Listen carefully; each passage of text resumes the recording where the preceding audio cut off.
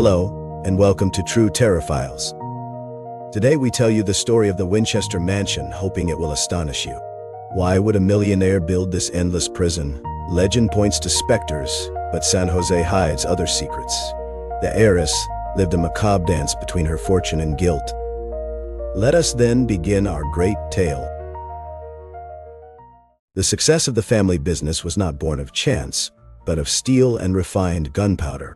The Winchester rifle quickly became the preferred weapon that conquered the untamed American West. As the country expanded, Sarah married William Wirt Winchester, the heir to this industrial empire.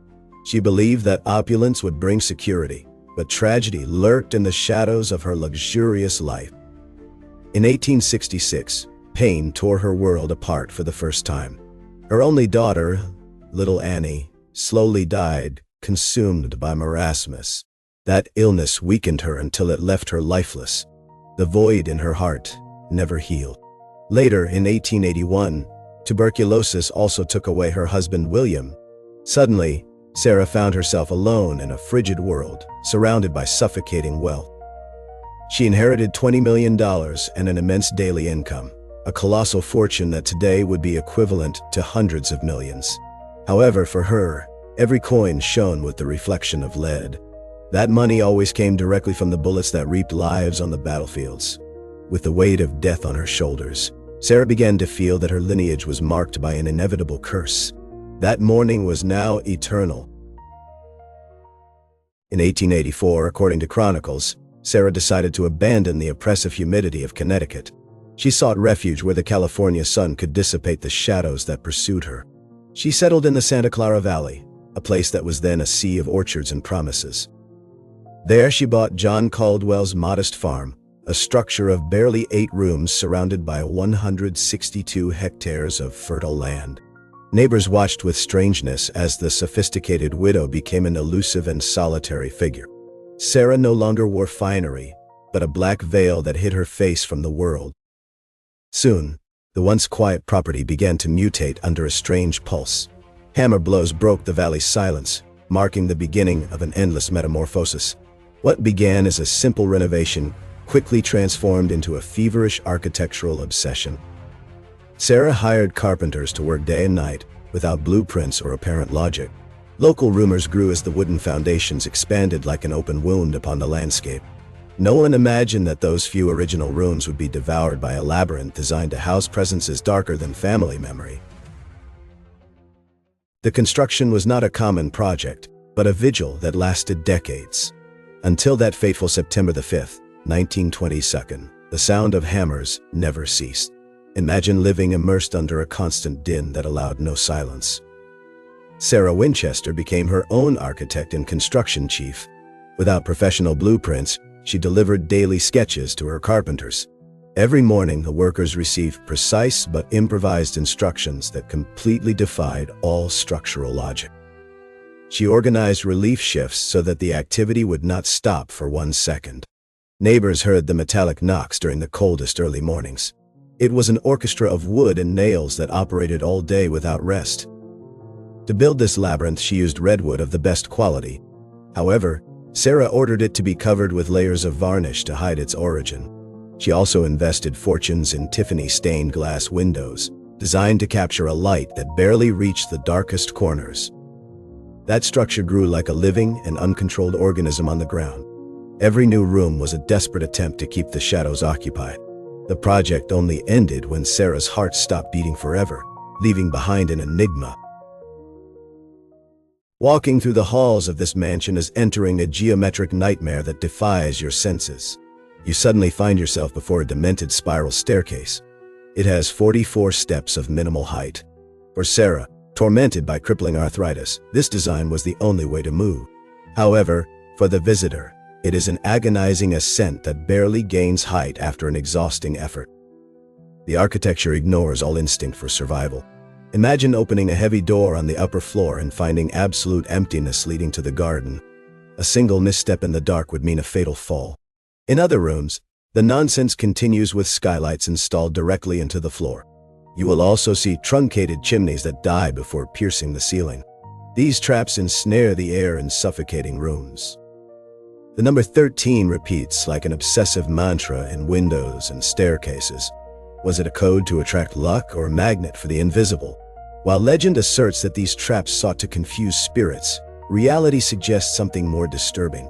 Sarah projected her own mind into an infinite experiment where logic no longer had a place.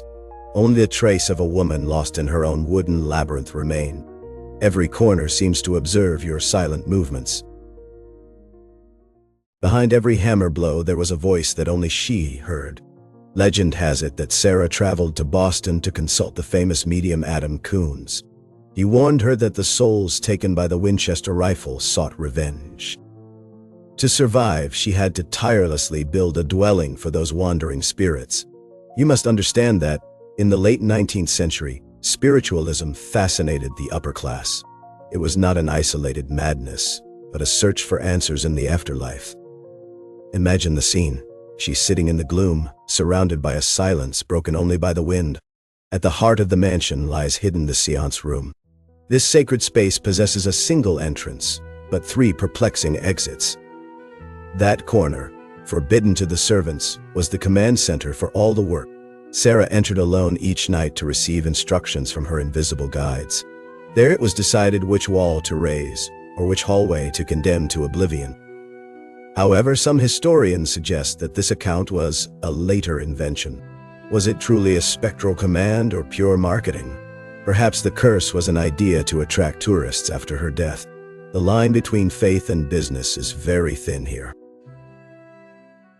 On April 18, 1906, the earth split open under San Jose with relentless fury. The great San Francisco earthquake showed no mercy to the mansion. Imagine the roar of steel twisting as the majestic 7-story tower collapsed upon itself. That structure, which Sarah considered her greatest triumph, was reduced to rubble in a few seconds. Inside, the darkness was absolute. Sarah was in the daisy room when the ceiling gave way. She remained trapped under the debris of her own obsession for endless hours. Her servants, desperate, had to force their way through the cracks to rescue her from a wooden tomb. After the disaster, Sarah made a radical decision. Instead of rebuilding, she ordered the front part of the house to be permanently sealed. Many corridors that today seem like dead ends were simply damaged sections that she preferred to close off. What we see today as a labyrinth of puzzles was, in reality, the result of trauma. Those bricked-up walls were not intended to confuse ghosts, but to conceal the physical scars of a disaster that almost took her life forever. In 1922, the metallic din that defined a life abruptly ceased. Sarah Winchester's heart stopped beating, plunging the mansion into a sepulchral silence for the first time in nearly 4 decades. It was not a curse that finally stopped the hammers, but a natural heart failure in the solitude of her bedchamber. However, her will revealed a side that the house's shadows had hidden from the world. Sarah was not the deranged widow that rumors suggested. She was a woman of sharp intelligence and silent generosity. She left a large part of her fortune to her most loyal employees and financed the creation of the Sarah Winchester Hospital to combat tuberculosis. In 1923, the Brown family bought the property, turning Sarah's mourning into a tourist attraction that would fuel the spectral myth. Today, the labyrinth remains a silent witness with its 160 rooms, 2,000 doors, and 47 fireplaces. Her legacy survives in every corner of this puzzle of wood and tragedy that should never have been finished. She built her own eternal refuge against the dance of all the dead. The Winchester mansion is left behind, but its cold shadow will always haunt you.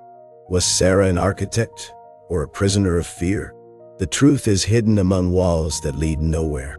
If you are passionate about these historical enigmas, subscribe to explore more true terrors. Thank you for joining us on today's journey. Until the next story finds us again in the shadows.